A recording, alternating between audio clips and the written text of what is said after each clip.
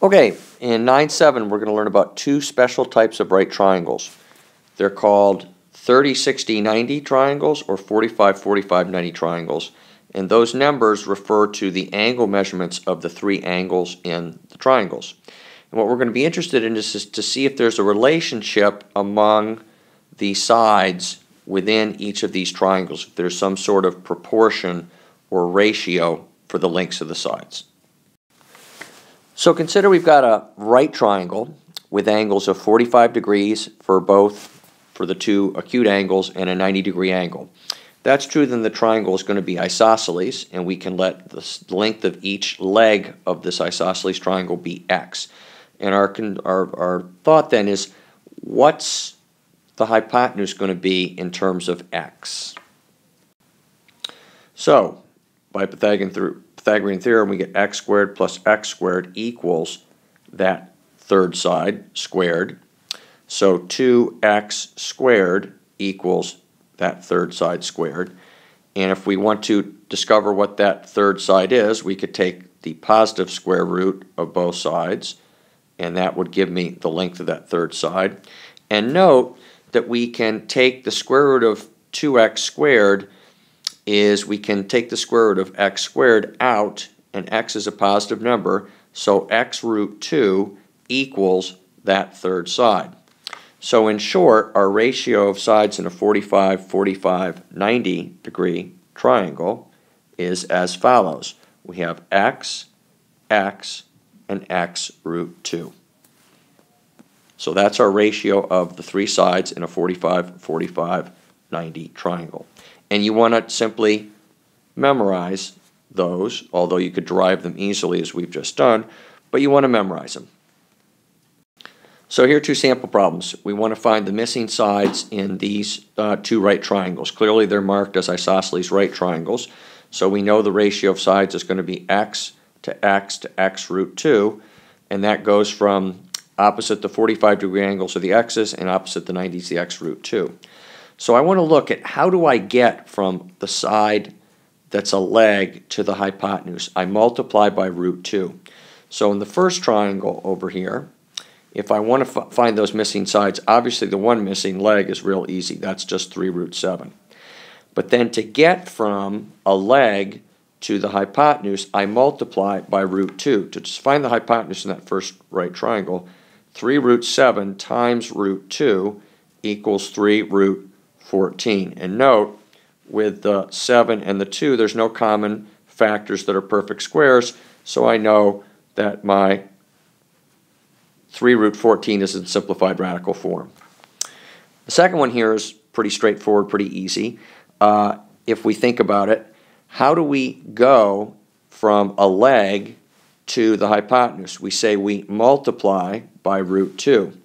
Well, that would mean to go from the hypotenuse back to one of these legs, I would divide by root 2, because x root 2 divided by root 2 is x.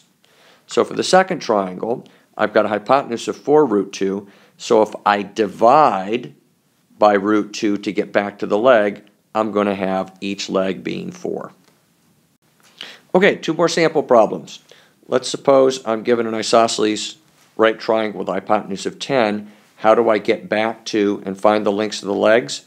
We just mentioned that in our ratio of x to x root 2, to get from the hypotenuse back to a leg, we divide by root 2. So in the first case, I'm going to take that hypotenuse of 10 and divide by root 2. We then can simplify this. We don't like square roots in the denominator. So that's going to be 10 root 2, and root 2 times root 2 is 2. I then can simplify further. 10 over 2 is 5, so I get 5 root 2. The second case, we're going from a leg to the hypotenuse, so we want to multiply by root 2. So root 22 times root 2 is root, and that 22, I can see that 22 and the 2 are going to have a common factor of 2, which is going to give me a perfect square under the radical sign. So I can see that's going to be a 2 times 11, and the square root of 2 squared is 2, so I get a 2 root 11 in simplified form. So there are two more examples for you. Okay, for our other special right triangle, 30, 60, 90 right triangle, we're going to note that a 30, 60, 90 triangle is 1/2 of an equilateral equiangular triangle. If I drop an altitude to one side of this equilateral triangle, that altitude we learned earlier in the year is going to be an angle bisector, so I'm going to get two 30-degree angles up here. I'm going to label each side of the equilateral triangle to be 2x. And when I drop that altitude in, which is an angle bisector, which is a median, we then are going to get the lengths here are going to be x and x. So what I'm looking at is half of that equilateral triangle, and I've already got the ratios of two of the sides. Opposite the 90 is 2x, and opposite the 30 is x. So we want to find out, using the Pythagorean theorem, what the length of the side is opposite the 60.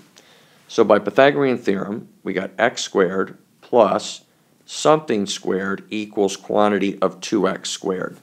And we want to solve that for question mark. So x squared plus question mark squared equals 4x squared. And I go ahead and simplify. Now,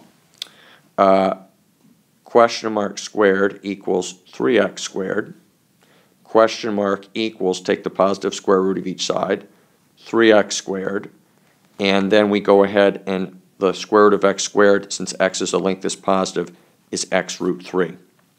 And that means then our ratio of sides in a 30, 60, 90 triangle, opposite the 30-degree angle, we have x, opposite the 90, we have 2x, and opposite the 60, we have x root 3.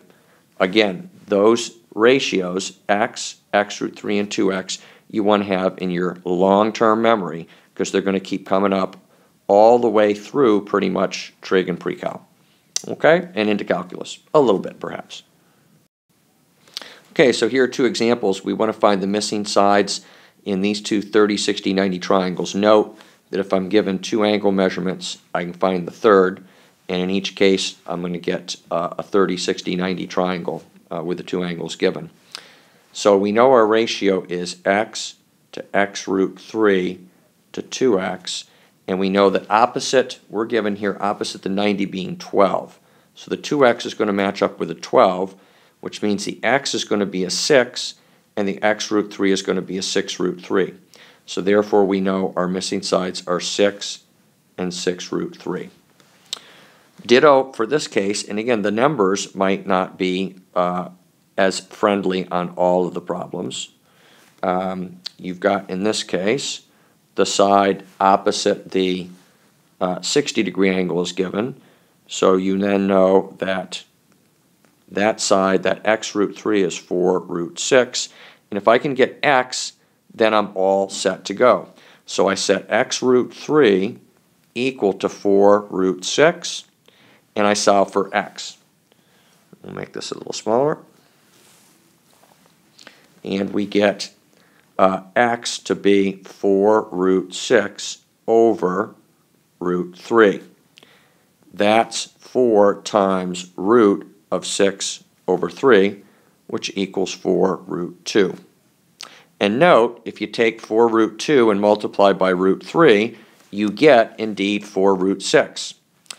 So if x is 4 root 2, our two missing sides, then we have 4 root 2 opposite the 30, and 8 root 2 will be opposite the 90.